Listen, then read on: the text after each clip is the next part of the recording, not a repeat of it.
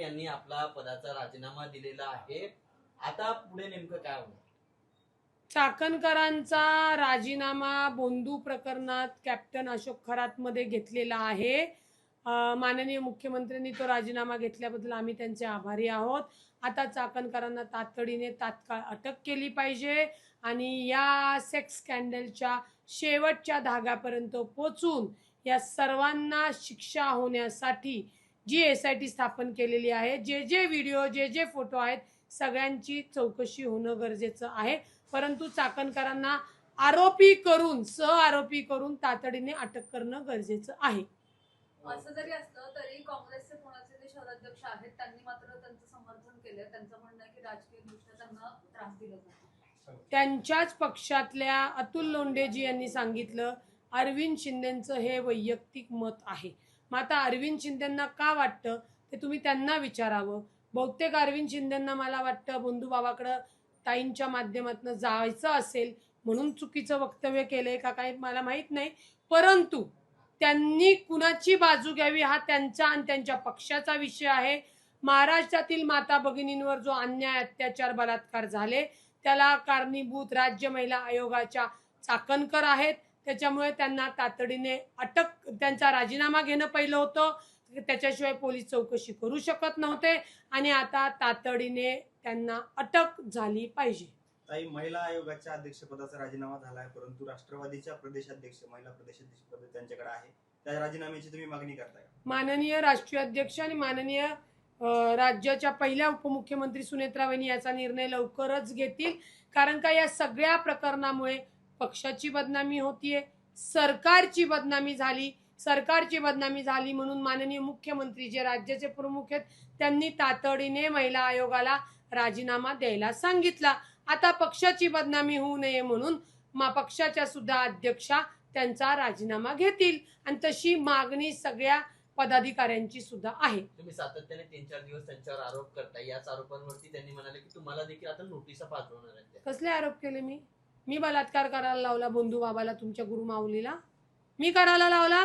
कसले आरोप केले मला तुम्ही पहिल्यांदा पत्रकार बंधूंनी सांगा. मी काय आरोप केले?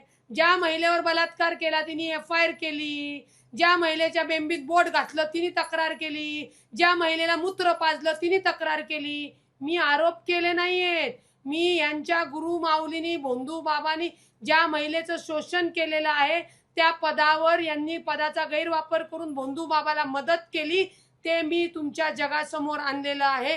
ते मी कोर्टासमोर आणणार आहे आणि पाठवा. तुम्ही कुठल्या नोटीस पाठवायच्यात ते पाठवा. विथ पुरावे तिथं तुमचे देणार की तुमचे काय संबंध होते आणि काय नव्हते ते. कुणाला धमक्या देता या पोकळ? अशीच धमकी त्यांनी त्या खबरदार पुढारीवाल्याला दिली की ज्यांनी या बंधू बाबाचा भांडाफोड केला होता. त्याच वेळी यांनी कारवाई केली असती तर आज एवढ्या महिला अत्याचाराला बळी पडल्या असत्या का? मी कारवाई करणार आहे. अक्कल आहे का डोक्याचा भाग? कीड लागलेली आयोगाची अध्यक्षा. चाकणकर असं सुद्धा म्हणालेले आहेत काल राजीनामा दिल्यानंतर त्यांचं असं म्हणणं होतं की हे जे फोटोज आहेत ते 5 वर्षांपूर्वीचे आहेत. त्यानंतर त्या बाबाने काय केलं ते मला माहिती नाही, ते त्याचं वैयक्तिक आयुष्य होतं. बरोबर. आता तुम्हीच प्रश्न विचारला. 2016 पासून त्यांची ती गुरु माऊली आहे. 2016 पासून छत्री धरतात, पाय धरतात, अजून काय केक खायला घालतात. आम्हाला अडचण नाही. परंतु वर्षापूर्वी पुन्हा सांगते जेव्हा या बंधू बाबाचा भांडाफोड झाला तेव्हा त्यांनी त्याच्यावर कारवाई का नाही केली? तेव्हा तर तुम्ही आयोगाच्या पदावर होतात. तुम्ही पोलिसांना का नाही सांगितलं की याची चौकशी करून तातडीने अहवाल तुम्हाला द्यायला? त्यांना या सगळ्या गोष्टीची माहिती होती की त्यांचा गुरु माऊली बोंद्या बाबा हा महिलांच्या शरीराशी खेळतोय, विकृत चाळे करतोय, त्यांना शारीरिक शोषण करतोय, लैंगिक अत्याचार करतोय.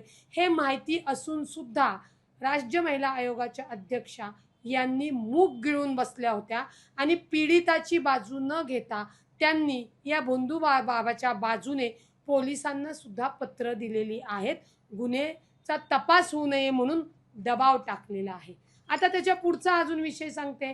जो व्हिडिओ व्हायरल होतोय ज्याच्यात त्यांच्या गुरु माऊली बंधू बाबाचा आणि त्या बाईचा काम क्रीडेचा जो काही प्रकार त्या व्हिडिओत चालू आहे, ती महिला शिर्डी पोलीस स्टेशनला जाते की माझा व्हिडिओ हा व्हायरल होतोय, तो व्हिडिओ व्हायरल करणाऱ्या पोराला आणा आणि मारा.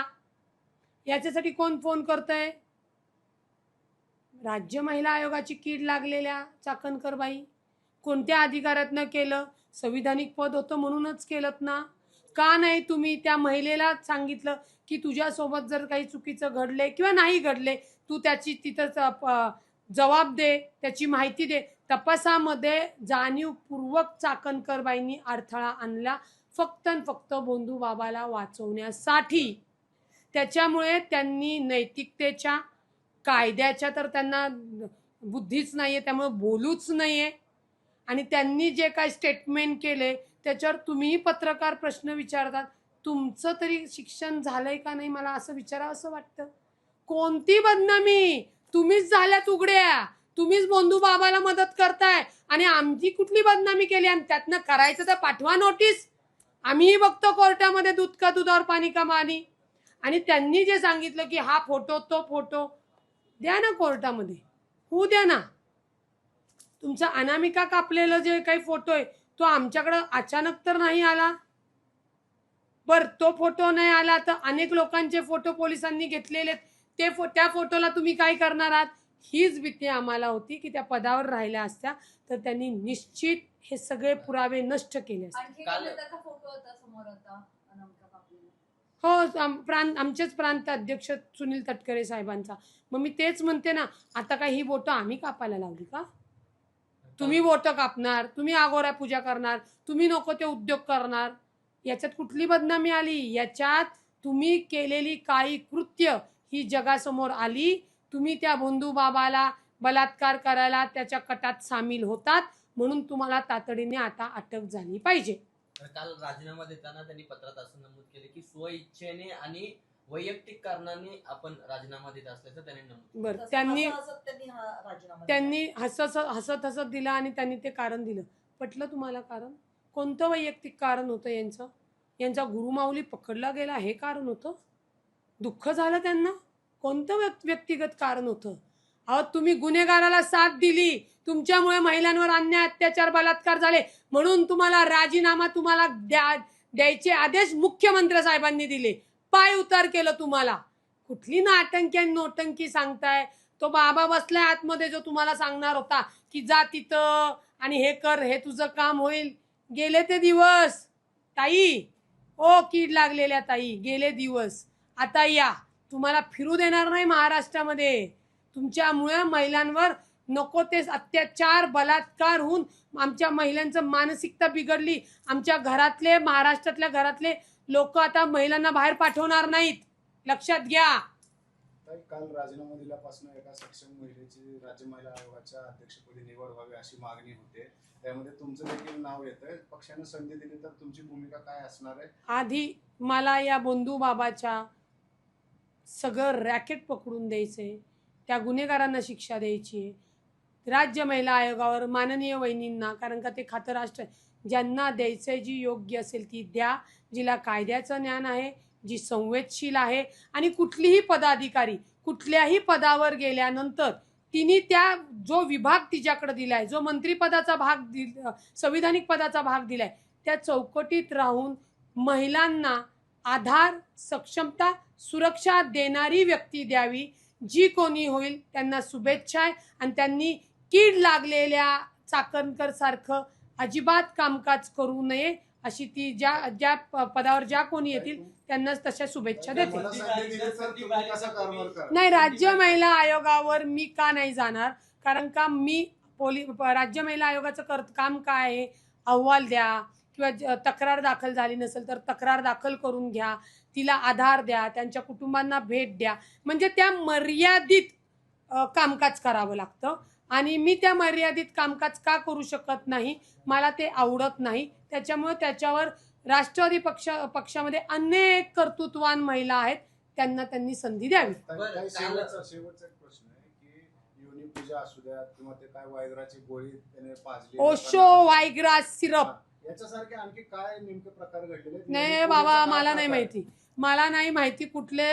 मी ते अंजली धमानियाकडनंच ओशो व्हायग्रा सिरप घाण, अरे ऐकलं तरी हे बघ अंगावर काटा आला. घाणेरड योनी पूजा. अरे कामाख्या देवी देवी आहे, तिथं तिचं प्रतीक आहे किंवा काय आहे, तिथं नमस्कार करतो आपण. हे अघोऱ्यांनी विकृतांनी त्याचा नाश करून टाकलेला आहे. त्याच्यामुळे असल्या घाणेरड्या पूजेचं आहे ना समर्थन चाकणकरबाईंनी केलं, याचंच दुःख आहे. चाकणकरांचं राजकारण संपलं म्हणायचं. आता ते त्यांना त्यांचंच माहिती. राजकारण संपलं का ब्युटी पार्लर सुरू केलं का मोहिनी वश सुरू केलं. पण एक लक्षात आलं एवढ्या सगळ्या प्रकरणात, चाकणकरांकडे तंत्रमंत्र विद्याची PhD आहेत, त्या तेवढ्या शिकलेल्या आहेत. यदा कदाचित जे आता त्या भोंदू बाबाच मला वाटतं चाकणकर बाईकडे येईल की माझा हात बघा, जज मला कधी जामीन देणार आहे म्हणून.